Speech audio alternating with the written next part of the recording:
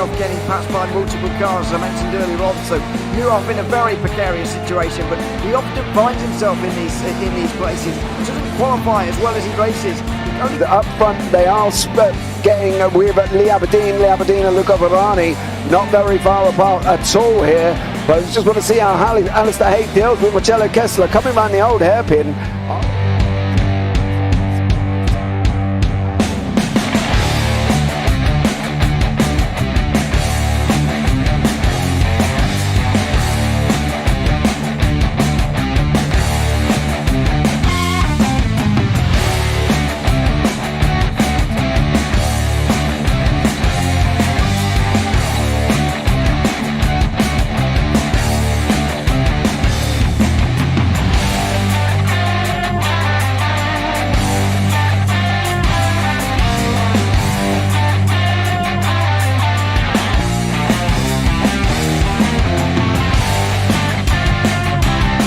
I would say it's not the best decision they've ever made, just not having done that under the safety car, really. Yeah, they're taking their pit stop strategies from Ferrari lately or something. What's going on? In turn one, just too much gas on them, too much feet on the loud pedal, and unfortunately he's dropped him all the way down the order, but Philip Hammer is out in front by an 8.91 seconds.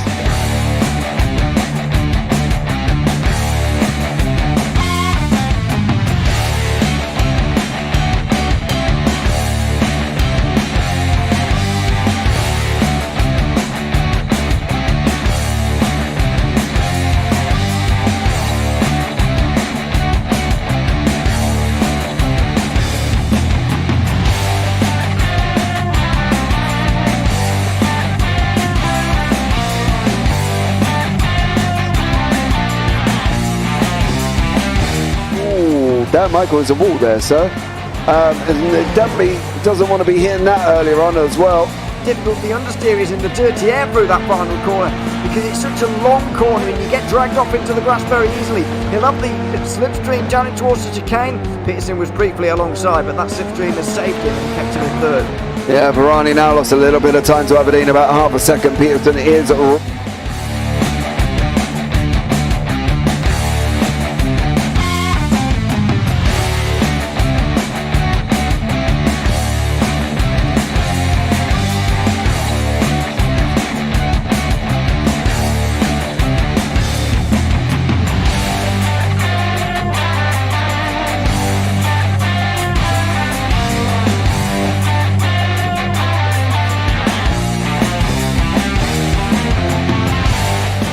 Pike's pushed Morton forward up ahead. He's got out of line. It's now Pike going to have a go at Werrell. Don't push him off. He's in the championship fight. Jack Werrell chasing down Carl Jacklin. Further down, Rob Williams and Chris Barnes. Sensational run outside line now though for the heavy braking zone. Around the outside goes the Audi R8. Look how much Miller's come back into play. Exactly. Miller's still such trouble. He's not on second and change. All of a sudden Miller's back in play.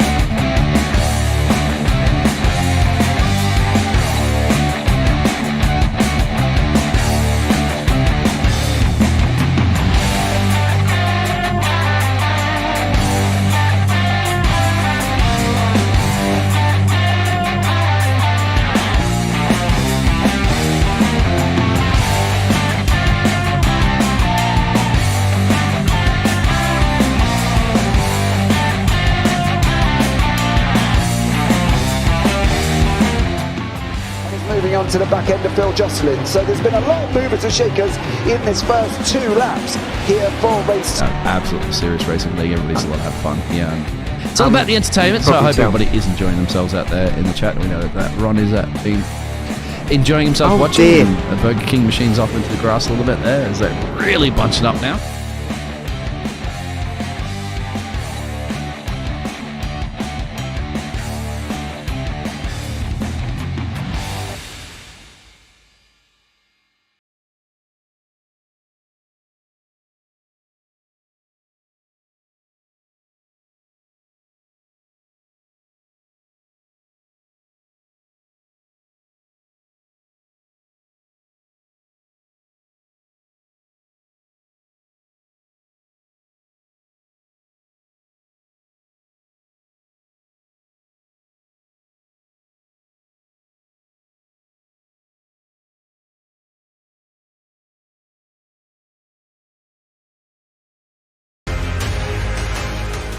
Does he have it? Medeiros is going to get it. Oh, look at the toss! They haven't got it! He's on the outside line though, going into the fastest corner on the circuit. Surely this can't work.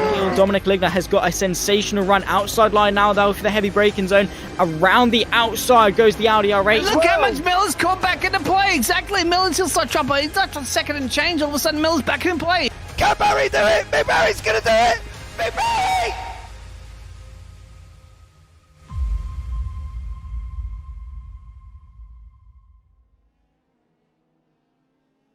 Well, good afternoon and welcome along to the halfway point of Season 7 of the iFormula League F3 Series. So, from last time out, just a couple of weeks ago, we headed to the Autódromo José Carlos Pache in Brazil. Now we head to the iconic Ardennes Forest and the fearsome and challenging 7.004 kilometre 20-turn circuit, simply known as Spa-Francorchamps. Hello, it's Alex Goldschmidt. And today I will be joined once again in the second broadcast out of 4 in a row with Mr. James Parfitt very shortly, as he has a little snigger in the background.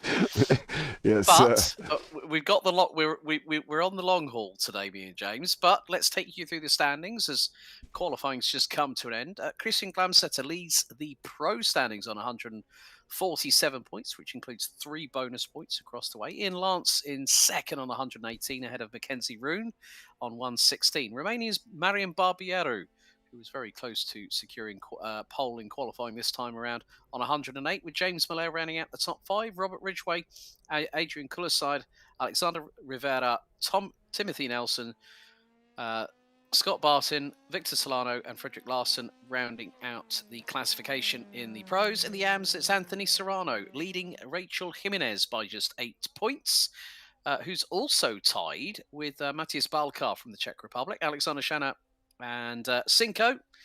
Alexander Sikonagui rounds out the top 5. Patrick Mitrevics, Alec Hinchcliffe, Jack Clark, Corey Buchanan, Hans Juncker, Carlos Navarros, John Nicholas Journey, Jeremy Dome and Curtis Roger rounds out the 14 strong. In terms of the teams, it's a 20-point advantage, with the Inten Get Good Sim Racing leading the way on 338, with Lumos E Motorsports on 318. Nox E Motorsports rounds out the top 3 on 292. Junkar Racing on 213 and Elco Esports round out the top 5, having been demoted down to 5th after the last time out at Interlagos. No Limit Sim Racing, Inten Sim Racing, Octane Outlaws, Valve Esports and Maxwell Racing Team complete the running order in the team standings. And with that in mind, James Parfitt, hello buddy, again. Hello mate, how are you? Been a long time. Oh, we're being put through the ringer today, mate. It's been ages, mate. Been ages. I haven't seen you for ages. It's been a hot minute, hasn't it? Oh, absolutely. A hot 45, I think would be the word.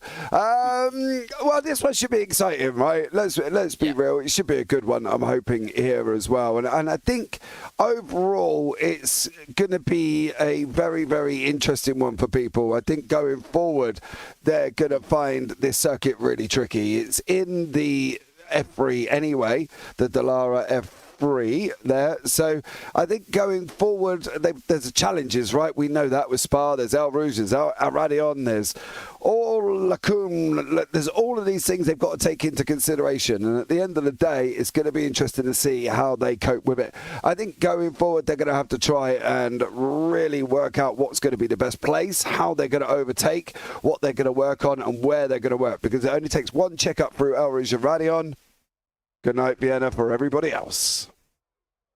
Indeed, it is going to be a 22-lap race over the circuit here at the Ardennes Forest, not too far from the capital city of Brussels. Of course, this circuit first opened back in 1921, so it's been around longer than Monza, which we just recently commentated on just a few moments ago. But qualifying has come at an end, and it is Mackenzie Roon that has taken pole position as we go into the 5-minute warm-up. But of course, the challenges here at Spa-Francorchamps are far and wide, James. We have got blistering, flat-out, full-throttle slipstreaming all the way down, all the way from Radion to Les Combes and heading into Malmedy and Bruxelles before you head into the double left at Double Gauche, now known as Pouhon these days. But then you got the complex through Bulfrey coming out of Stavelot, heading into Blanchimont, and then, of course, the chicane that tends to catch everybody out from time to time. It is, of course, the stop. So, but also the fact is, we will be doing a traditional standing start. You know, we've both done a lot of sports car commentary on this particular circuit, and for those wondering, if it's for a rolling start, it's normally on the rundown from La Source into Eau Rouge, and the start-finish line is there. Whereas with this, I would imagine we're going to be on the traditional start-finish straight. Yeah, I think that's the problem. It's within iRacing, obviously you can select which pits you're going with. It looks like these guys have gone for the top pits on the hill, which you can see that by the left-hand side there as well. So the start-finish straight will literally be about 50 yards coming out of the bus stop. So that should be where this should finish, going out of the bus stop. So it's going to be interesting to see how they get by on that one, literally coming in off the bus stop with the entry on the right hand side of the pit stop. So yeah, it could be an exciting one, it could be an interesting one, and it could go completely Pete Tong, but we're hoping it doesn't. So there we go. But we've got a pretty good grid on this one as well. I mean, Spa is a challenge for any driver. It doesn't matter whether it's real life or whether it's sim racing. You know, I've had the fortune of actually being at this circuit, not for the Belgian Grand Prix, but for the CrowdStrike 24 Hours last year, which is part of the Intercontinental GT Challenge powered by Pirelli. Oh, and I'll be honest with you, you can walk for miles to try and get different vantage points. And I think my favourite one was at the top of Eau Rouge. There's actually, you look at Eau Rouge, and I was looking from where you see that big tower in the centre of the screen, just by the GT, the second half of the GT pit lane. Well, you can look from there and see all the way from Eau Rouge up to Radillon, and that house that was there on the left-hand side of Radillon is no longer there. It's now a grandstand. They unfortunately demolished that old house, which was part and parcel of some of the historics here at Spa. But there's also an interesting fact as well, that at La Source, and this is no word of a lie, there's actually road signs on the barrier on the outside, on the apex of the corner. Left points you towards Malmedy, right points you towards Stavelot. And it's just part of the character, part of the charm of this circuit. But of course, when the big update hits here on iRacing, well, rain will be plentiful at Spa if anyone's been given control of the weather, but we're not going to have to worry about that today here, James, because the temperatures are pretty decent anyway. 66 degrees Fahrenheit air, nearly 70 degrees Fahrenheit track, as the drivers are out for the next sort of minute and a half or so for the warm-up. But what are going to be the biggest things that you're expecting to see in terms of challenges for these F3 drivers? Going up the hill. They've got to make sure if they're running up the hill that they don't do it side by side on lap one on cold tyres. Otherwise, the words of "it's gone Pete Tong" come to mind very often, and that could be one of the problems. They've just got to know their limits, right? Let's put it this way. They're in open wheelers. They're not in tin tops. They can't door bang, because otherwise there's wheels and bits of carbon falling off all over the place, okay? So you can't just torpedo it into a corner, try and bully them out and hope it sticks, because it ain't going to work. So they've just got to be mindful of what the powers they've got in the car that they're racing there as well. Well, Jimenez, the graphics of the circuit map is the only one showing, at least for me, what was on the race info. Oh, well, he then gave the thumbs up. Oh, bit strange, but okay. Well, A little he's bit given us a thumbs up for something, so yeah, okay. but yeah, so they've got to be a little bit careful. They've got to be a little bit mindful of what they're going to do, okay? They can't go torpedoing. They can't just go sending it in and hope it sticks. And they've got to make sure they bury every car, you know, every turn. It's not going to be kind on their tyres. So if they try and want to do something with their tyres, they've got to make sure that they're going to basically be able to hold them to the end, because it isn't going to be a kind track on tyres, I can tell you that much either. They're going to have to work at keeping their tyres sensible and keeping them up to temperature and everything else, and not scrubbing speed off. So there's a lot to go with, and there's a lot to deal with. But let's have a look at the grid, and we'll be able to bring you up that one, and then they will be up and running here. Okay, so Mackenzie Roon takes pole position ahead of Marian Barbiero, who lines up on the front row. 58 thousandths covering the top two, make it 78 for the top three. Courtesy of the current points leader, No Limit Sim Racing's Christian Glamsetter. Tyler Nelson rounds out row two with Scott Barton and Ian Lance rounding out the top three rows. Anthony Serrano and Alex Rivera round out row four with Robert Ridgway and Alexander Shannon completing row five, thereby completing the top 10. Rachel Jimenez will be next up, and alongside will be Victor Solano, Adrian Cullerside, Alec Hinchcliffe, Alexander Sikonagui. Then we've got Matthias Balkar, Jack Clark, Patrick Mitrevics, and Hans Juncker. Rounding out the 19-strong Formula 3 grid as we're about to make our way towards the halfway point of this 12-round calendar.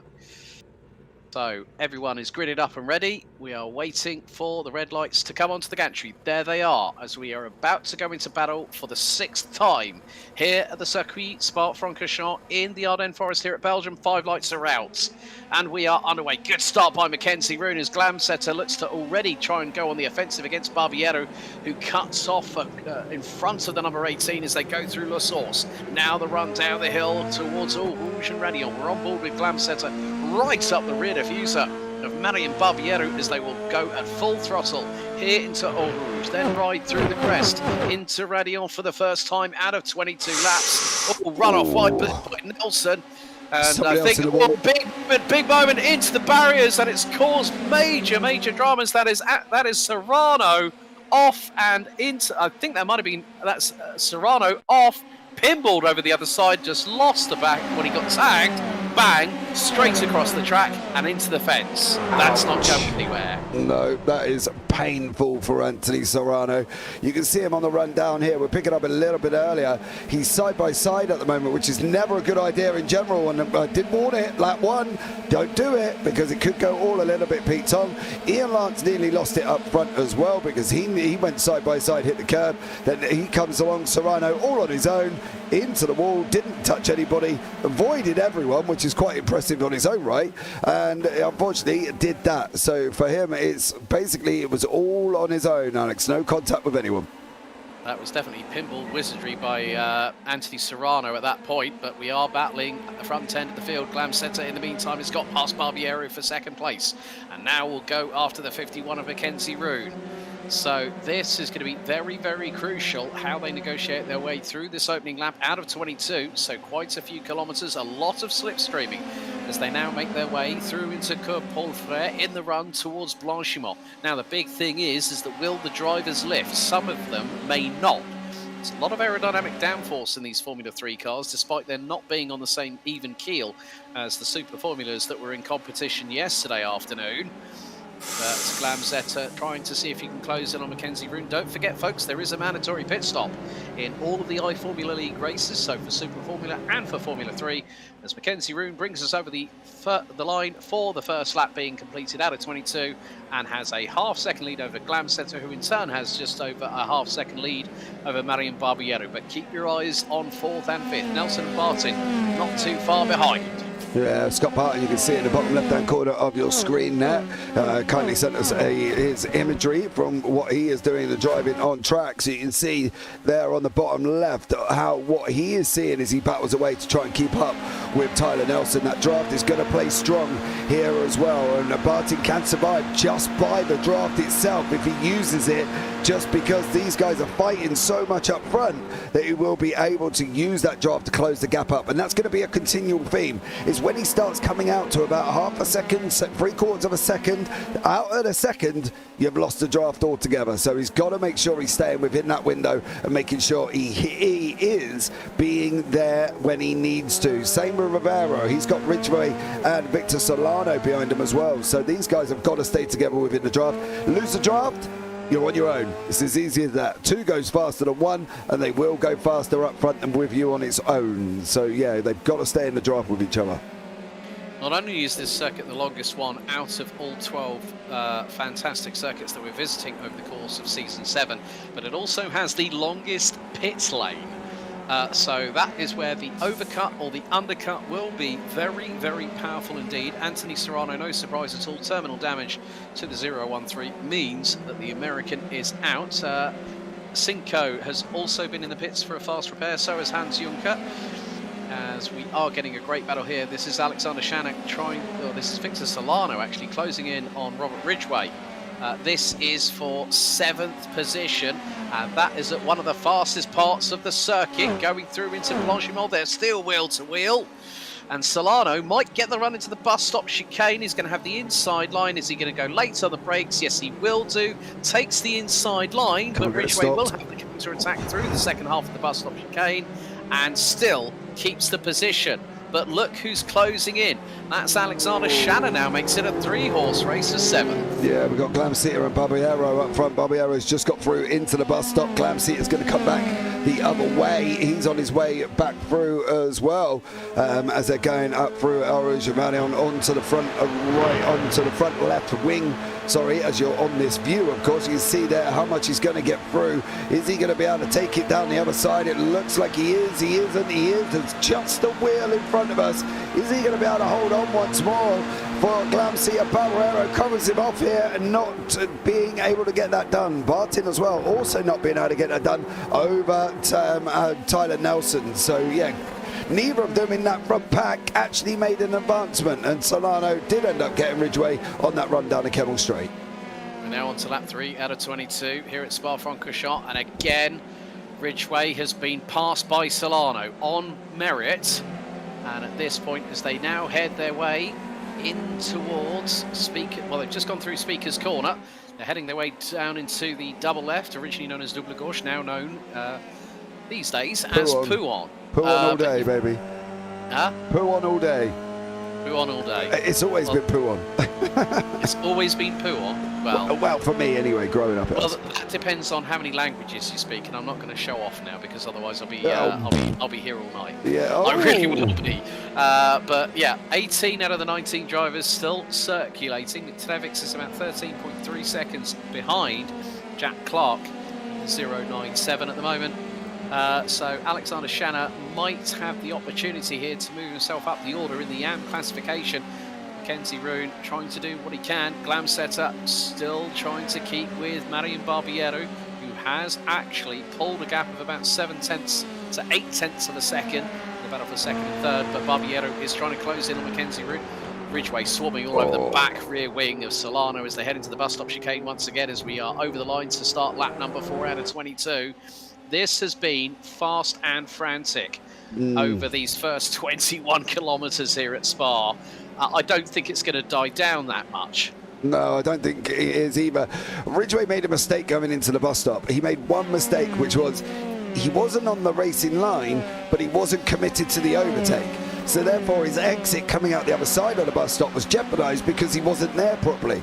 It was a kind of a half attempt, but also not a good half attempt because he didn't come back in behind him and take the racing line behind him, which would have given him the exit. However, he's made use of that by going up behind him on the Kemmel Straight and running side by side. So at the moment, we've got Ridgway and Solano side by side going into Lacombe. It is Solano again. Ridgway's got to be a bit braver on that outside line there, buddy, because otherwise he's not going to make it through. Glamseter, Barbiero, Roon have opened up a gap from Bartin and Nielsen, so they've swapped places as well. That was down on the Kemmel Straight. So they've got a jump, but they've now opened, they've got 1.35 seconds up the road. So their draft is gone. They're not going to get it off that front pack. Whereas Solano's got Ridgway, Shana and Rachel Jimenez all closing in on him as well. So for Solano, he's in for a 4-way fight. And at the moment, it's 2 banks of 2, give or take, up front.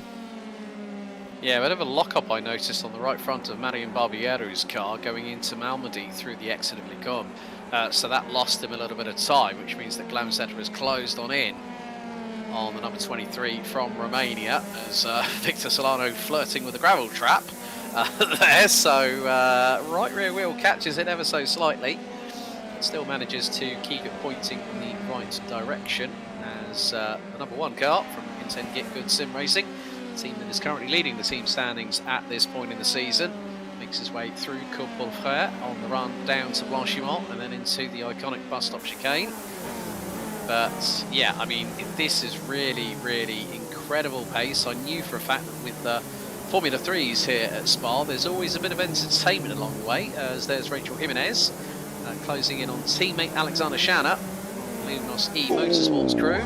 And there goes Glamsetter through at the source, taking the tightest apex possible, nearly brushing the wall with the right-hand side sidewalls, and gets through on Marian Barbiero on the start of lap 5 out of 22.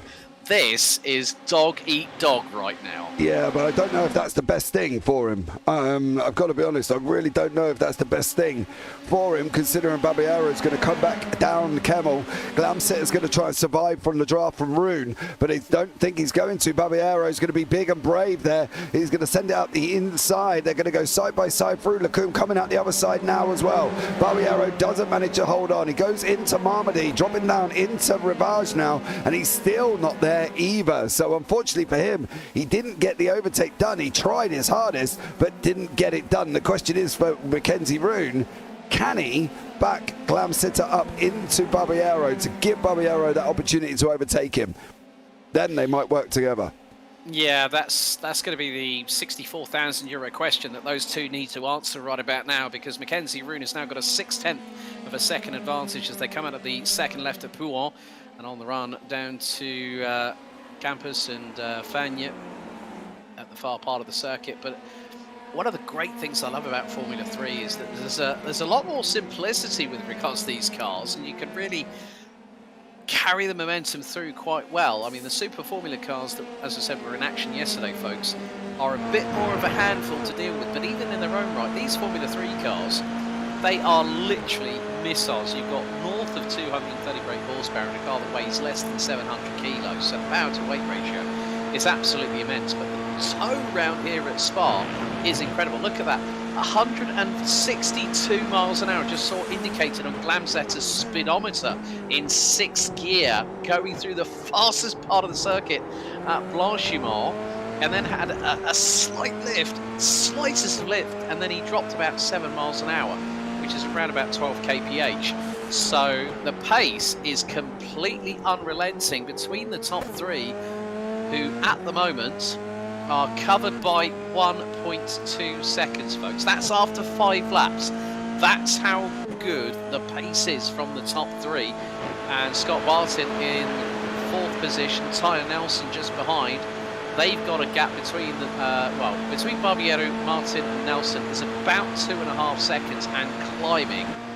Ridgeway's still battling away with Solano for 7th position at the moment. Hinchcliffe is closing in on Ian Lance in the number 24. I thought he was going to take it then. I really did think he was going to have a go. But did you see something with their speed? The moment we swapped over from Glamseter to Barbiero, there was a 5 mile an hour difference in the draft. Glamseter was on 156. Barbiero was on 161 going down the Kemmel, purely because Barbiero had to draft. So it's give or take 5 miles an hour. Obviously, you know, that's what the readout we've got. Unfortunately, we haven't got more statistical data, but that's given us a rough of what they're doing. So it's well worth staying in the draft because it's 5 seconds. But these guys battling away almost as such, because there has been some defensive driving. Scott Barton, of course, is now coming into the mix as well, the man from Australia. So he's doing a great job closing up the gap to Barbiero and Glamseter. And if they carry on, Barton's going to be there as well. So it could turn into a four-horse race here as well this evening, depending whether or not Barton can get up there. Well, Tyler Nelson on his last lap was over 0.2 of a second, tenth of a second quicker than Scott Barton. So could be a 5-horse race very, very shortly, as Glamsetter going on the offensive into the bus stop chicane against Mackenzie Rune, who still continues to lead, has led every single lap so far of this race as we now come across the line. Lap 6 in the books, lap 7 underway, and look at how close Glamsetter's getting. It's going to be hard on the brakes, nigh on being right up close and personal to Rune's rear wing. The same could be said of Barbiero and Glamsetter, who are 3rd and 2nd respectively, as we go down the hill from the source into the big crest that we have here from Eau Rouge all the way up to Radio. There's Scott Barton in the number 99 from Bauer Esports, trying to close that gap. He's now within 0.9 of a second, so he could maybe in the next lap or two be close enough to start picking up that toe as Mackenzie Rune goes defensive on Glamsetter, who gets through at Lecombe with a big old overspeed from the Norwegian, and the 18 takes the lead as they head through Malmedy and into Brussels. Yeah, they do there as well. Mackenzie Roon did, unfortunately, there was nothing he could do. It was just a big overspeed on Glamsetter's point of view. He made it through coming down the Kemmel. It's amazing where you're at, though, a lap later to where he was a lap before, because a lap before, he was on the big old defensive trying to keep Barbiero behind him. And now Glamset is in the lead. So a great job from him, of course, here again. But is he going to be able to open it up with the draft on some of the circuit in general? Every piece of non-cornered part of the track is a draft action. So this as well, going through the corner, you're not really going to pick up much, partly because of the motion of the car. You're going to get it here. Now you're going to go through Paul Ferrer. What you really want to do, follow his line. Where he goes, you go. And that is what Mackenzie Roon is doing. And now for Roon, it's the same scenario. Now we're in the draft. Now we're closing. As soon as he come out of corner exit, we were on it. The time had come down. We're on our way down, and we're dropping all the way down now as well. So for Roon, he's got a choice. Does he stay there through the second part of Blanchimont? Well, he can. Now what are you going to do? Where's the door going to be? For Clamps here, he's left it open, so that's going to should allow Mackenzie Roon to go through. Oh, big old... Oh, no, he lost it coming into the bus stop, Mackenzie Roon. And that's going to put him behind Barbiero, who he needs to get that draft back. I did. Now, what did I say? Look, there's Tyler Nelson in the fluorescent yellow car, number 99. He's not too far. Well, the number 7. He's not too far behind the number 99, Scott Barton, who now comes into this fray. It was only going to be a matter of time. Mackenzie Roon locking up. Well, just had some snap-on understeer going into the first part of the bus stop chicane, and that cost him not only the lead but second. And now he's gone on the full offensive against Marian Barbiero. But Barton is going to wait for his opportunity. He might get a little bit of overspeed here. Coming down the Kemmel straight into Le Combe. This time the Australian waits and holds back to fight another day. Yeah, he's got to pick his moment well, because although there might be more, there also might be no more. He's got to make sure for Barton that whatever he does decisively, because the last thing he wants to do is go for a move, not get it done, bring Nelson into play, and then he's fighting Nelson all over again. He's battled to get away from Nelson. Nelson's come with him in this battle, so we got this 5-car battle up front. But Barton has only got, it's almost a cliche of one opportunity. Do you want to capture it? Do you want to let it slip? Well, unfortunately for Barton, he can't afford to let it slip. He's got to capture the moment, and that is it for him. He's got to sit back and realise, this is it, I've got to go. And then he's just got to drive defensively after that to try and get away. Glamsey is making an expansion away from them if he can, but again, we're going through Paul Ferrer, coming down Blanchimont, and now straight away we're in that draft. Straight away he's pulling draft on him as well. Yeah, Nelson makes it the top 5, covered by just a fraction over 2 seconds. As we head through Blanchimont once again at over 150 miles an hour in top gear through the second part of it. Now into the run, into the bus stop chicane. Glamzetter's got to try and go defensive, but Barbiero has other ideas. Looks to the inside of the number 18, but great cover off there by the Norwegian to keep a hold of the lead. That's going to be lap 8 in the books. And now Glamzetter, to the left-hand side of the circuit. Barbiero's going to nose ahead going into La Source. Where's Roon going to place his car? Behind Glamzetter. Stays there, but this has brought Barton and Nelson in, and they are 1.4 seconds apart, this top 5. Keep your eyes in the background. Alex Rivera is not too far behind. He's 7 seconds off. So again, it's this pendulum swing that we've seen all the way through the race as Glamzetter's getting the run on Barbiero on the inside at the Kemmel straight. On the run to Le Combe, can Mackenzie Roon take advantage of it? The answer at the moment is quite clearly a definitive no, as Glamzetter through into Le Combe retakes the lead on lap number 9.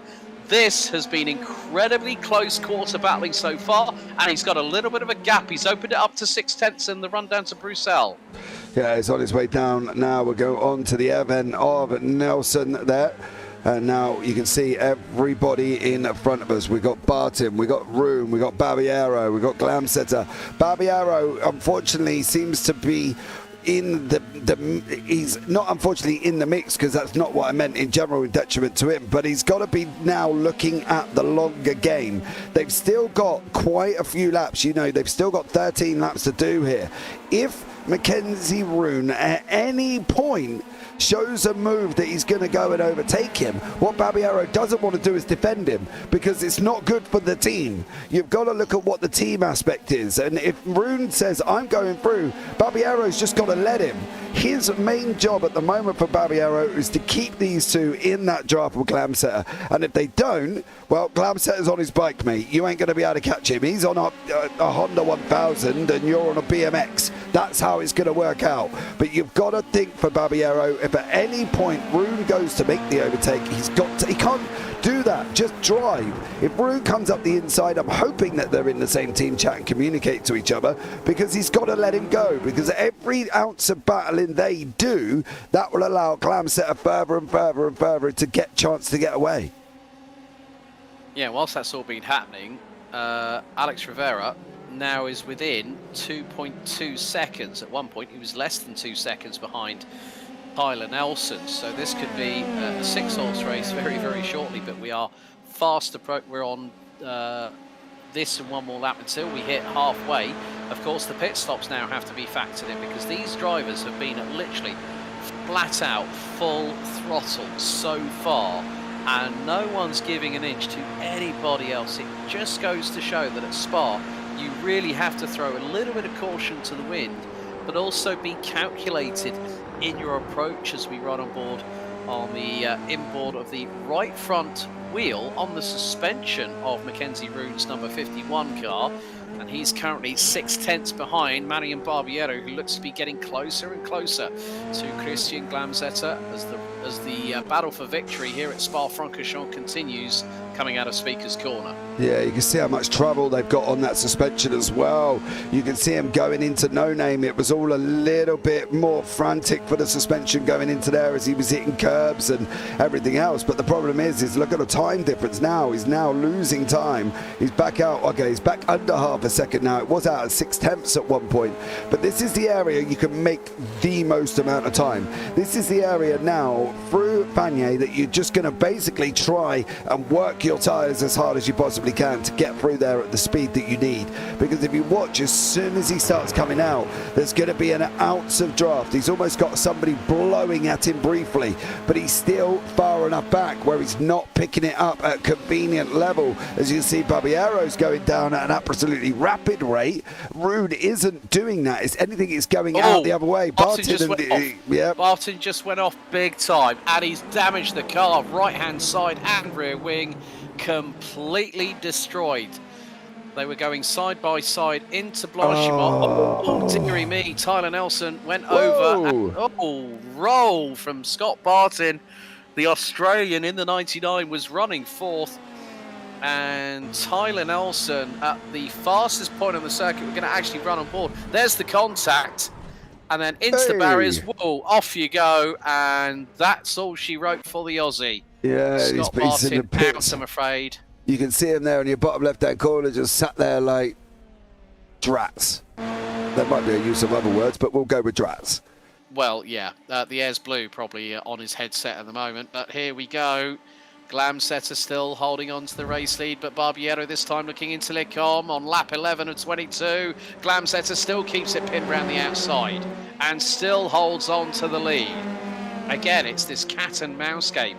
Here at Spa, of course, the pit stops, when they start to happen, I think this is very much the strategy that all four of these drivers will do. Glamsetter, Barbiero, Roon and Nelson, they will probably end up pitting at exactly the same time, because one of the first things you don't want to do is pit late and then find yourself nowhere near those in front of you, because this battle has been absolutely fantastic at the sharp end of the field, apart from the issue with Scott Barton, who is now back out on track after 1 minute and 20 in the pit lane. That is nearly a full lap that the Australian has lost, plus the tow to the garage. Yeah, that's a tow back to the pits, unfortunately, if he couldn't get that in, and a fast repair while you're sat there. The only good thing was he was on Blanchimont, and he well, it would have been worse for him if he wasn't at Blanchimont. It would have been a long old tow, but he's managed to get in and back out, and now, unfortunately for Scott, he's all the way down. He's battling down with Alexander Cinco and Hans Juncker down here as well. So Scott is back, but he's back a long way back. And Barbiero again, if you're gonna do it, because he's tried multiple times. Oh, no need. And he's pitted. Rune's pitted as well, so Glamsetter and Nelson are going for a longer strategy on the opening stint. So could this be what Barbiero and Rune need to do? Undercut the two in front, because when they pit, Jimenez is in the pits as well, down from 6th, so that promotes Alex Shannon to 7th, Ian Lance to 8th, it's all changed, so Shannon's up to 4th. I'd give it a minute, Alex, to be fair, because it looked like we got people coming in and out. We got Hinchcliffe's going through, Balcar's going through, Colour Seed's going through on Jimenez as well. So, yeah, I'd probably give that a minute to settle down on what's going on up front. Glamsey is still in front of Nelson. Nelson's still climbing down there as well. But it's all going to change again over the next lap. So I think by the time we get to about lap 13, lap 14, we should have a better idea of who's where.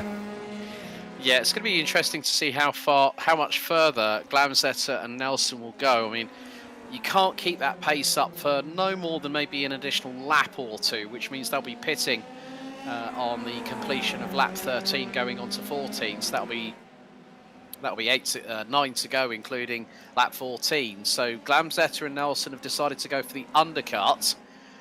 Well, no, actually, it's the overcut that they've gone for, rather than the undercut. Mitrovic has gone into the pits, and just had a look at the pit stop times in the box. Barbiero, 6.8 seconds. Mackenzie Rune, nearly a second more, 7.7 seconds was the number 51 in the pit box. So this is going to be very, very crucial what happens now, but that was a sideways moment there for Tyler Nelson, going through into Stavelot, as they're now going to run through Corporal Frere into Blanchimont on lap 12 out of 22.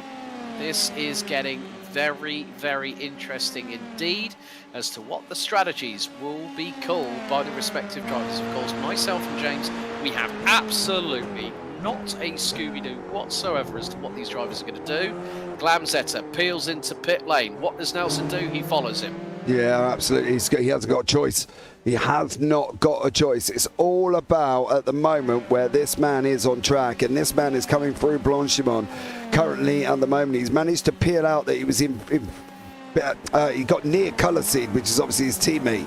So he's pulling him along as well there. So at the moment, Adrian Colour Seed doing a great job from him all as well. He didn't really give Rune a hand, but Rune's gone on his bike. Now where is he going to come out in conjunction to everybody else? I don't think he's going to make it. Barbiero didn't get through on him as well. Rune's not got through because Nelson and Glamsetter are already on their bike and done. So unfortunately for Rune and Barbiero, it did not go well. They did not jump Glamsetter and Nelson, and also they did not get past Rivera for Mackenzie Rune. So unfortunately for Rune, that was not a good pit stop and outlap. No, Glamsetter really closing in on Nelson. They are going to be side by side into Le Comte. Nelson actually jumped Glamsetter in the pit lane, and Glamsetter's retaken the lead in the meantime. So Marian Barbiero has got a full head of steam, and his tyres will be up to temperature. Nelson's still trying to keep with the Norwegian, who's leading by about 0.2 of a second as we're on lap 13 out of 22. Barbiero has already got the fire lit in the belly, and he's making it a 3-horse race for the race lead. They're covered by just over 0.3. Mackenzie Rune is way, way back from these guys at the moment, and by having those off tracks, this is not helping Mackenzie Rune at all, unless one of the top 3 come into strife, because Barbiero is closing in on Nelson for that second position. They are literally next to each other, but Nelson still keeps ahead of the number 23 from Romania from Intent Get Good Sim Racing. Glamsetter still holding on to the race lead, despite the fact that Tyler Nelson jumped in the pit. Football there, through out of Stavelot they go. Barbiero round the inside of Nelson in the number 7. And is he going to get the draft, get the side draft here out of Curb Paul Frere into Blanchimont? The answers are no, but he might get the run going into the bus stop chicane this time. He cannot afford to lose any more time here. Babiero's got to send or settle, because if he loses any more, they're both out of the draft, and neither of them are going to get it. The 8 temps, nearly a second now. Babiero is in that car, and I can guarantee he is pulling his hair out if he has any. I don't know what this young man looks like. He may be a full-headed hippie, he may be a bald-headed bowling ball, but I don't really know. But I can guarantee he's grabbing hold of it at the moment, because Maroon is now away. He is 1 second up the road. He's out of the draft. Babiero's got to get this done in Lecom, otherwise it's goodbye Rune. Hello second place for one of these guys, because I can tell you now, if they don't catch up to him, you're not going to get near him. I can confirm that Marion Barbiero does have a full head of hair, so it's probably patchy and got alopecia all over it. How'd if you he's been know that? tearing it out so much. Yeah, he does a lot of sim racing setups as well, but Barbiero up the inside through it Lecom. That's through on Nelson for second position. Now he can start chasing Glamsetter for the race lead on lap 14 out of 22, coming through Malmedy on the run down the hill to Bruxelles. Which is exactly what I said he had to do, and exactly what he did. So that's fine. Okay, so now he can now get on his bike and try and close some of this gap that unfortunately the battle with Nelson has cost him. And that's not Nelson's fault in any shape or form. He's battling away quite happily. Ian Lance and Alexander Shana, they're swapping places. Lance has gone through on Shana. So there we go. Don't forget there are Pro and Am here as well. So the number will have a 0 in front of it if you're an Am. So Jimenez, Hinchcliffe, Shana, Balcar, Clark, Cinco at the bottom there, and Junko. I never try and attempt to say Cinco's last name, bless him. He did tell me I could call him that, so that's fine. So that's what it will be. But you can see they're the Ams, and they're battling away with the guys up front. Barbiero's got to get on his bike. Can't deal with Rune now. There's nothing you can do. Rune is 4 seconds behind him. There's no point waiting for Rune now. Get on your bike and try and close this gap down if you can to Glamseer, because if you don't, as I say, the only thing you'll be looking at is the back end of battling for second. You know what the biggest thing that's going to happen in the championship standings is that Rachel Jimenez is currently leading the AMS in 7th, and Anthony Serrano was out on the opening lap, so there is going to be a change at the sharp end of the AM classification going into the next round a week from today. So Glamsetter looking to extend his lead. Ian Lance is all the way down in 10th. That's not what he wants at the moment. Mackenzie Rune and Mario Barbiero could leapfrog him in the standings with the way things are now.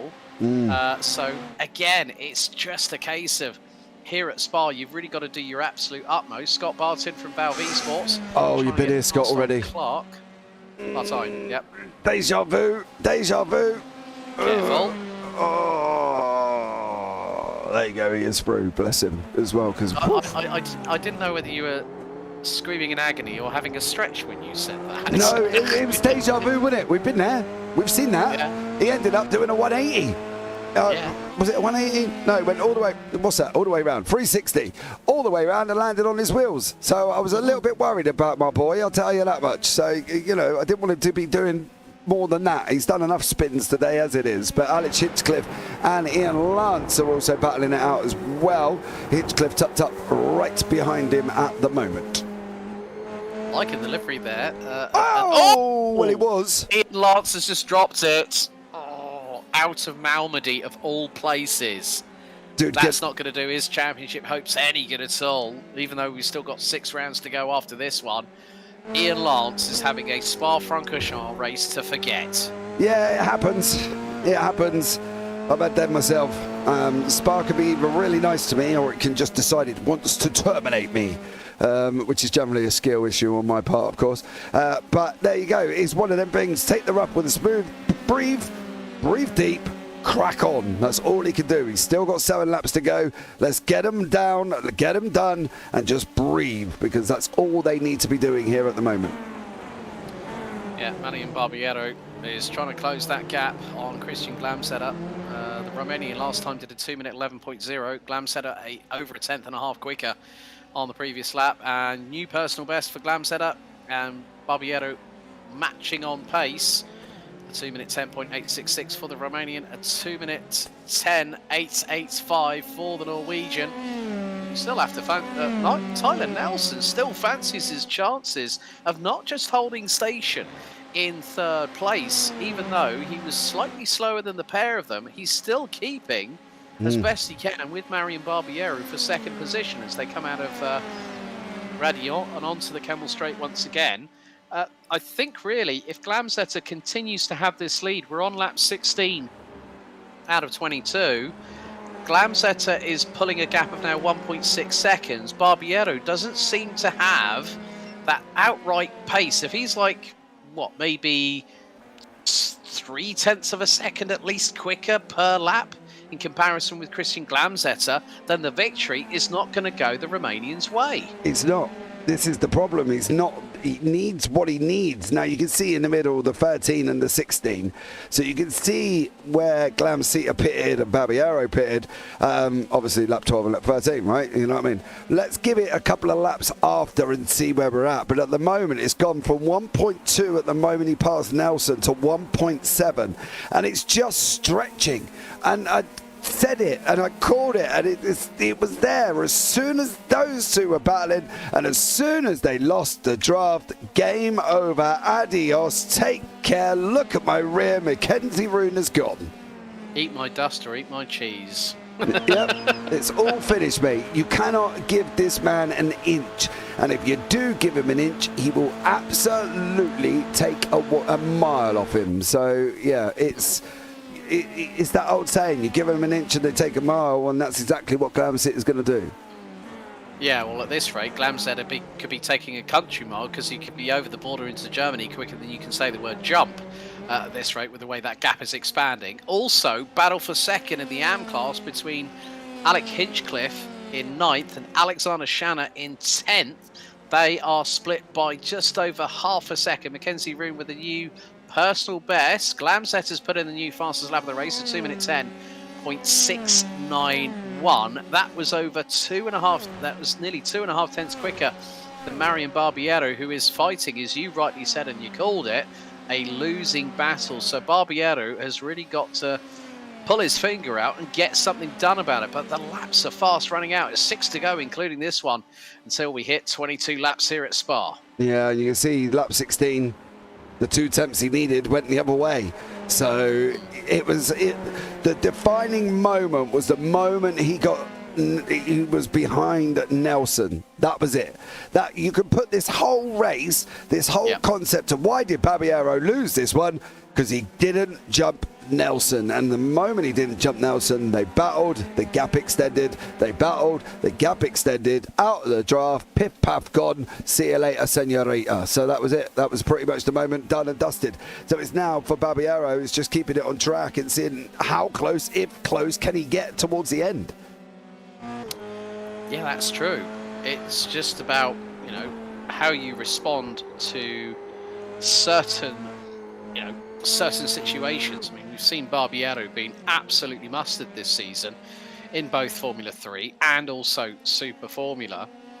And when you look at it from this perspective, Glamsetter's on course for his 4th win of the season. At Brazil, it was Mackenzie Roon. At Kota, it was Timothy Nelson. But for Silverstone, Hungary and Spain, Glamsetter was the class of the field. Here we are with the battle between Alexander Shanna in 10th and Alec Hinchcliffe. This is for second in the AM classification, and at the moment, well, it's been 2 different winners so far. We've had Anthony Serrano pick up 3 wins at Silverstone, Hungary and Kota. Alexander Shanna has also taken 2 wins himself, both at Spain and Interlagos, but Rachel Jimenez in 7th position in the 067 is really doing a great job.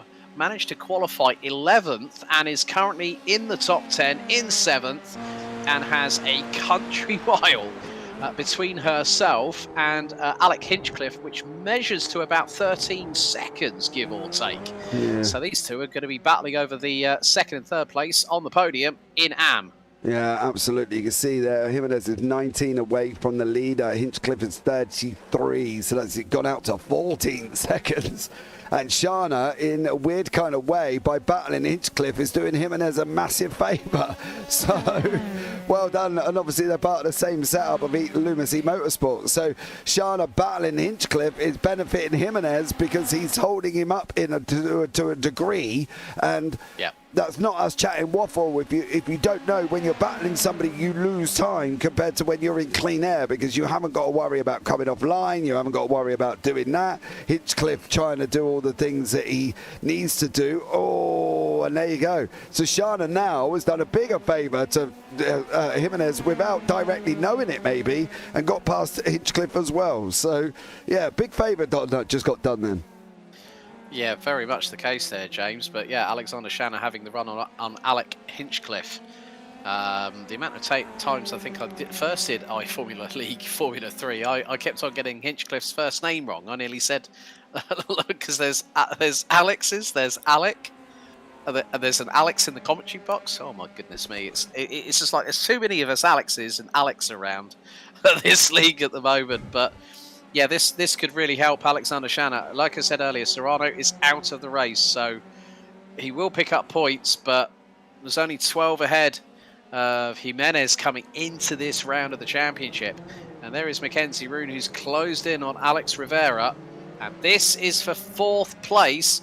Mackenzie Roon currently in 3rd in the standings. He's going to get a better... He's going to be ahead of Ian Lance come the end of this race, but then maybe Marian Barbiero might actually overtake the pair of them and go 2nd in the standings, because coming into this round, Ian Lance had a 29-point deficit to Christian Glamzetter from Norway, who's still 1.5 seconds up the road. We're on to lap 19, so 4 to go, including this one. Glamzetter, the Norwegian, really seems to have got this in the bag, as you rightly said, but Barbiero stretching a lead over Nelson. Mackenzie Roon within 6.5 tenths of Alex Rivera for 4th place. This could be very decisive for the number 51 from Intense Sim Racing. He needs that point. He literally needs it. It doesn't matter where he is on track, at some point he needs that. But you saw going down the Kemmel there, none of these guys at all were drafting apart from Roon on Rivera, and that's partly due to the fact he's under that 6/10 mark and he's pulling it in. That's it. He was the only one who was benefiting from them going down that straight right there. Nobody else was. Nobody else could get clear because nobody else was catching the draft at all. So it's all about what Roon's going to do over these last few laps. He's got to get past him, but wait, pick it smartly. If you think, okay, I can get right near him going down the Kemmel now, coming into lap 21, stay there. Give him the last lap and then do him, because the more time you give Rivera to come back at you, the more time it's more opportunities for Rivera to take the position away again. Because if you jump him too soon coming through the bus stop going into La Source on the last lap, you're going to lose the position going down the Kemmel. It's obvious. So it's all about what Roon really wants to do and how he's going to play this one. Yeah, he's got to be smart about it. Just make the move very clear and concise. Just have complete confidence that he knows that it's going to work. And could it work now into the bus stop chicane? No, it doesn't, because Rivera had the better momentum carry into the bus stop chicane, but just a little bit messy there from Mackenzie Roon into the rear diffuser of Alex Rivera, and that compromises the American in the 51. And now he drops back to best part of nearly 7.5 tenths of a second behind the 222, as we have 3 to go. Lap 22 underway here at round 6 of this season of iFormula League Formula 3. It has been, the first half of it was absolutely some of the best racing I've seen in single-seaters on iRacing at Spa, even though we did have a couple of dramas along the way, but there was a lot of clean battling, a lot of fair exchanges, and it was millimetre down to the wire. Yeah, well, as you can see, he's out of 6/10. He is pulling in draft, but not drastically. It's only when he starts getting down to that half-second mark that they actually start making a real difference. And he's now got to go again. And unfortunately, you can't even sit there and blame Roon. It was Rivera going through the bus stop, got slippery on the exit, and then kind of had to check the car up, and as he checked it up, Rune was already there. It's kind of a, you know, it was murder on the scene, and Rune was unfortunately the culprit, considering he wasn't actually in part of it. It was all about what Rivera did coming out of that bus stop. He got loose, had to check the car up. Rune nowhere to go, straight into the back of the diffuser. So for Rune, he's got to do it all again, and he's only got 2 laps to do it.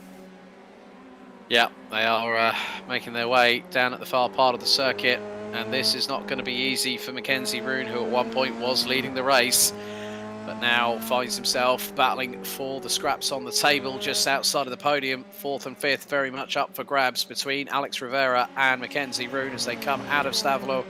It's going to be the run through Paul Frere, and then they'll be at about the best part of just north of 155 miles an hour in 6th gear here through at Blanchimont as they go through into the first part of it. Possibly a little bit of a lift, maybe just keeping the throttle pinned. 160 miles an hour from Mackenzie Rune in 6th gear. Now we'll get an understanding of how hard the braking zone here is at the bus stop, all the way down to the gearbox, down to 2nd at 50 miles an hour. That is scrubbing over 110 miles an hour of speed via the braking systems on these Dallara F3 cars as we go on to lap 21 of 22, 2 to go, and Rune has still got it all to do, but he's closing in on Rivera for that 4th place. Yeah, he is. He's closing in now. You're going to see the gap come down. You'll see the speed go up, and this is where we'll give you a rough estimate of when they hit the Camel, what sort of speed they're going to be doing down there. You can see Rune's already topping 150 at the moment. He's got the run now. He's going up 150, 60. He's flickering about 160. He settles down now as well, 164. Rivera currently at the moment, though, is not doing that. He's doing 4 miles an hour slower at 160. He gets the job done. Rune is through. Has he done it too early? That's going to be the question. And is he going to be able to hold it over the next few laps? What about Ridgway? Ridgway and Jimenez. Again, this isn't Jimenez's fight. If she doesn't really need to do this, if she doesn't want to, because it is a pro and am battle. And that, my dear, is the right thing to do. Let him through, because your next am is Alex Shana. He's on your teammate, and he's 15 seconds down the road. No need for her to fight that whatsoever. I think Ian Lance just went through the pit lane for a drive-through penalty because he's had 46 off-tracks indicated on our live timing. So Ian Lance's opportunity of staying at the sharp end of the field in the AM classification looks to be under threat.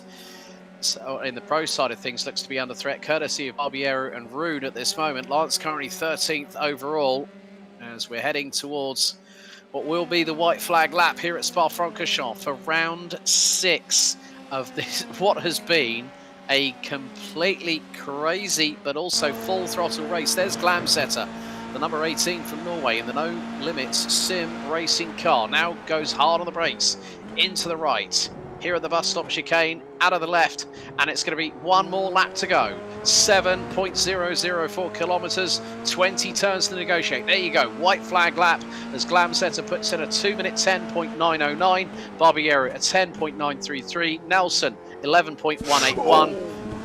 And James, what have you spotted? Oh, did you not see him go around La Source?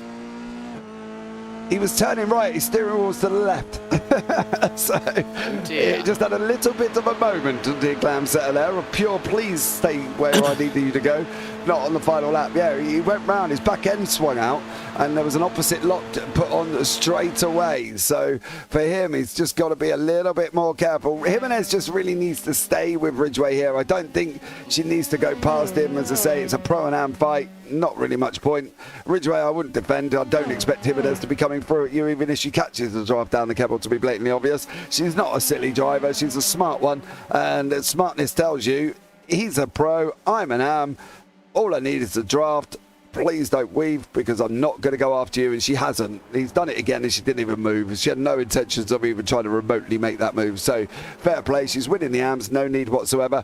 Glamsetter on his way around Pouan. Going to be done and dusted. And defining moment was Barbiero, Nelson. Barbiero losing the draft.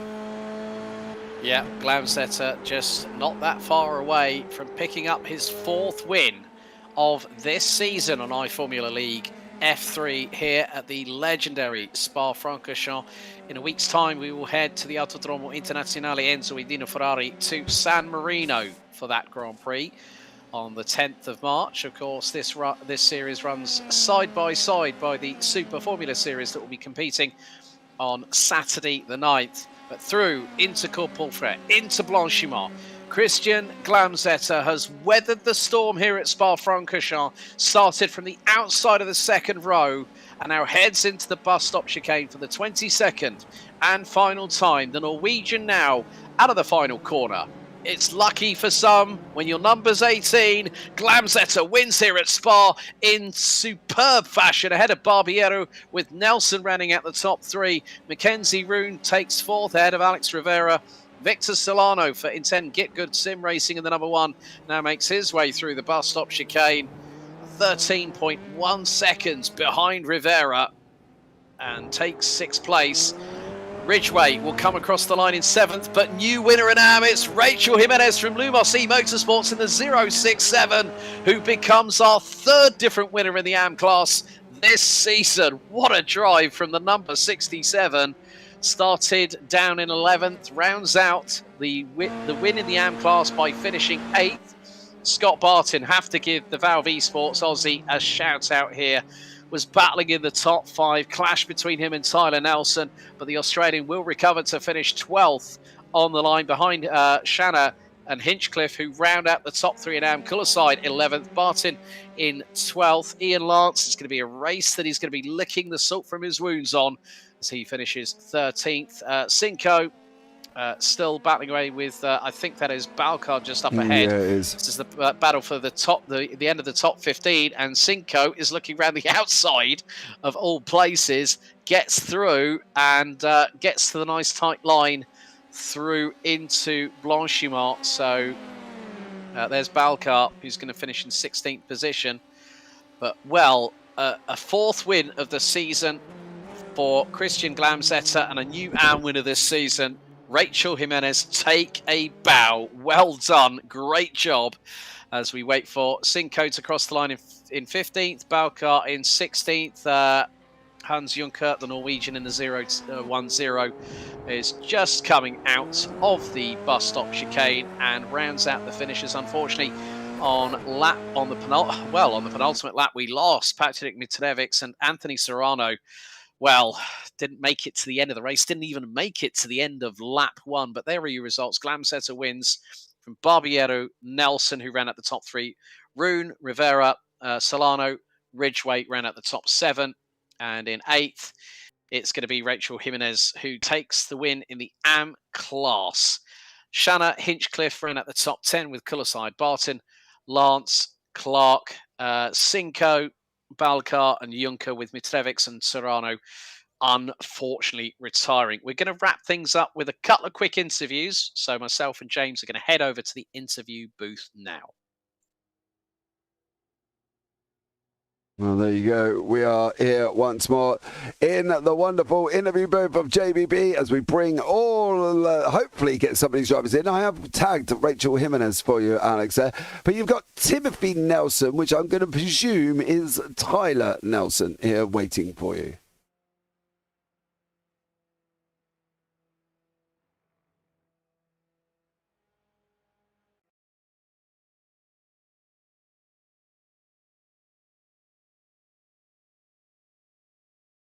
And I'm actually playing back right now where me and Scott got into it. I haven't checked it out yet, but any questions? Well, P3. Still, you weathered the storm here at Spa and still managed to finish on the rostrum, despite the incident with Scott where we actually saw him literally do a 360 flip onto all 4 wheels. My gosh. And then the wing and the right front suspension were completely done in. But he managed to repair the car and get back out onto the circuit after nearly 1 minute and 20, not including the tow, but still to pick up a 3rd place, having started on the outside of Road 2, must be a good feeling here at Spa because it's a real difficult track. Yeah, I would say this is my worst track out of any track on iRacing. People can somehow just pick that time and be really similar. I can't use my slip as much to gain time. And I didn't know how bad I was on them last 2 corners. I was losing 0.2 to those guys the whole race. And I started to figure it out, and once I figured it out and how they're hitting it, I actually caught up to everybody, and I felt like I had the best pace. Unfortunately, got that 4x with Scott, and then going out of the pits, it gave me a 4x with Christian as well. So, which we didn't even hit each other. It was just unfortunate. So I had 15 of 16x for the entire second stint for 10 laps. So that really killed me. I almost went off like 10 times, even that. I so that extra 10th a lap, you have to be able to push and risk that off track. So congrats to them, and wish I didn't beach it on that curb in the beginning. I might have been a little tighter. But yeah, like you said, I did weather the storm. I appreciate that. And on to the next one. Mugello next week. How are you feeling about that one? I didn't know it was Mugello. No, Imola. I'm getting confused because myself and James. Is that next week? I will be in Tampa instructing in some real life cars, unfortunately. So I'll be watching. But we'll see you at Red Bull Ring, will we? Yes, I believe so, and that's one of my favorite tracks. So we'll see how that goes. Brilliant. Well, I hope the instructing in Florida goes well next week. But would you like to give anybody a shout out before we let you go? Because we're having to wrap these interviews up very, very quickly tonight. Yeah. Well, just shout out to I guess Scott. I didn't want to get into him, and the fact that he got in the pits and repaired it and got out there takes a lot of mindset. So strong mind, and happy for him to do that. Thank you. Have a good one. Thanks a lot. Thanks a lot, Tyler. Have a good one. Thank you, JP. Tampa. Cheers, buddy. Yep. Yeah. Right, okay, let's bring in our latest winner to the Roll of Honor in the AMS. Let's bring in Rachel Jimenez. Rachel, well, congratulations. You've become a new race winner this season. How does it feel? Hello? Hello, can you hear me? Yes, I can. Thanks. Hi. Well, congrats on the W. My goodness. How do you feel? Oh, I feel really good. That was it's so tiring to keep it on the track for 22 laps. For me, it's just like a concentration test, you know. And of all the places to do it, the longest circuit on the calendar. I mean, that gives you a real good run of momentum. But you know, you made up 4 places. You got as high as P7. Of course, we saw that you didn't fight Robert. You just let him by. You said, "Well, my fight's not with him. My fight's with winning my first race of the season." So you join Alex and Anthony on the winners roster for this year. Right. But of course, we go to San Marino next week. Different circuit, different challenge. How are you feeling ahead of that one? I feel good.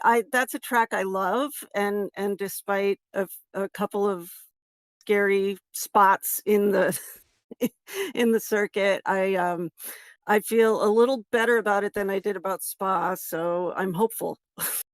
Brilliant. Rachel, we've got to wrap these interviews up pretty quickly, so Sure. apologies for the short chat, but anyone you'd like Not to give at a all. shout out to before we let you go? I'll shout out my teammate Alexander because he didn't fight me. You know, when I passed him, I felt like I had a little more pace, and he was so cool about it. So, and I'm really glad that he was able to finish right behind me. So that made me really happy. Brilliant. A 1-2 for the team and a win for the first time this season. Rachel Jimenez, thank you so much for joining us. Enjoy the rest of your Sunday.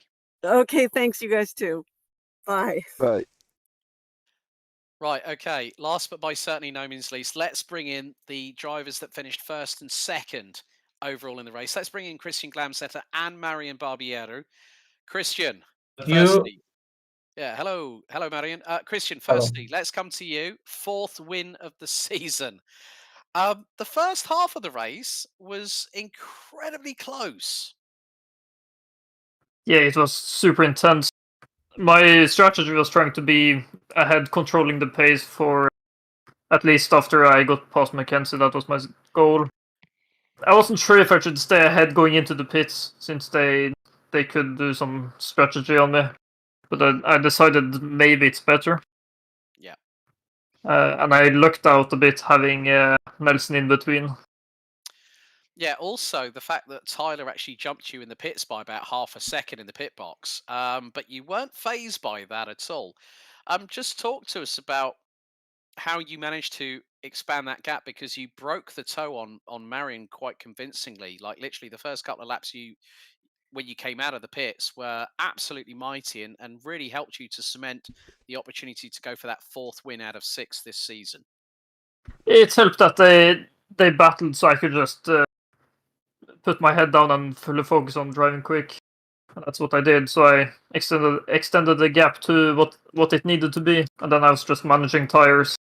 Tried to set fastest lap, which I also did, so I got an extra point. Brilliant. Well, Christian, final question. Looking forward to San Marino next week for round 7? Yeah, looking forward to it. It's going to be a different track, of course, so maybe not as much battling as we saw at Spa. Mm-hmm. But yeah, definitely looking forward to it.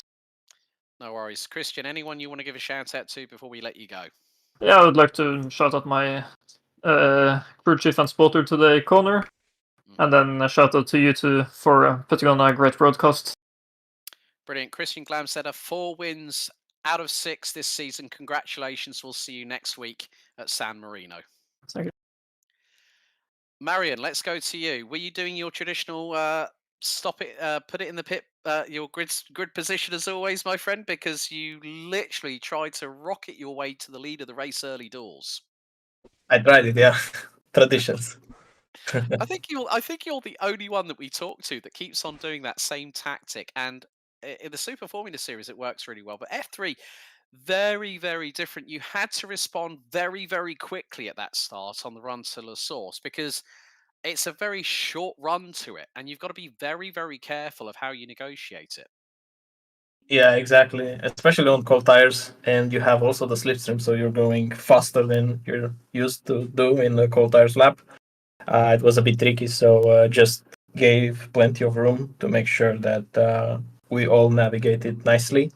Because on Spa, when the pace is very close, it's more likely tactics and where you want to be. Because if you have the draft, then it's almost impossible. If two drivers have the same pace, plus minus 0.3, let's say, it's impossible to escape. But also, when Tyler started battling with you after Christian came out of the pits, got past him very, very quickly, you spent quite a lot of time behind him. Did you feel a little bit of frustration, or was it just a case of, well, I've got to pick up points? We're halfway through the season at the moment, and that consistency, that points, measuring what the points are going to do for the title, that's quite crucial as well. It wasn't sort of like trying to go for the win, but let's get good, solid points and keep myself in the fight. Yeah, exactly. It was frustrating because I knew when I battled for one lap that I will just lose Christian. It was impossible to get him after that. But at the same time, I didn't want to risk it too much for 2 reasons. Firstly, out of respect of the other driver, and secondly, as you said, because of the points. So the difference between number 1 and number 2 is not that big with the new point system. So I just wanted to get points for the team, points for myself, and who knows, maybe Christian would have done a mistake. So the pace was quite close. He was just a bit faster than me in turn 1. I tried different things there, but it didn't work for me. So he got the turn 1 very nicely, which gained him a bit because of the big straight. So yeah, I think he was the quicker driver today. But I think if me and Mackenzie would have nailed the strategy, and if Mackenzie didn't have the bad luck in the pits, the things would have been totally different because we had the advantage by being both of us there. But fair play to Christian. It was a very good race for him. I'm really happy for him because he actually won. I thought that we had it in the bag, to be honest with you. When I saw that we were so close, and then we could have just played a bit with the positions and sandwich Christian in for the last couple of laps. Brilliant. Well, Marion, we've got to wrap things up very, very quickly, but anyone you want to give a shout out to before we let you go? Yes, I want to give a shout out to Adrian. He did great today, considering he was not feeling so well, and he helped us in quali. So big props to Adrian from Get Good Racing Intent. Brilliant. Marion Barbiero, thanks for joining us, and thank you so much. Well done on second position. We'll see you next week at Imola. Thank you, and thank you for doing this broadcast. These are great. Brilliant. Big thank you there to Marion Barbiero. Well, that really wraps things up. James, final thoughts before we close things out. Great action, great racing, and well done to all the drivers that finished the race. Well, on that note, folks, that's it from us at JP Broadcasting. Of course, myself and James will be hopping onto pole position racing season 10, round 7 at Baku in Azerbaijan. So, as always, he's been James Parfitt. My name's Alex Goldschmidt. Race hard, race fair, and if in doubt, flat out. Goodbye.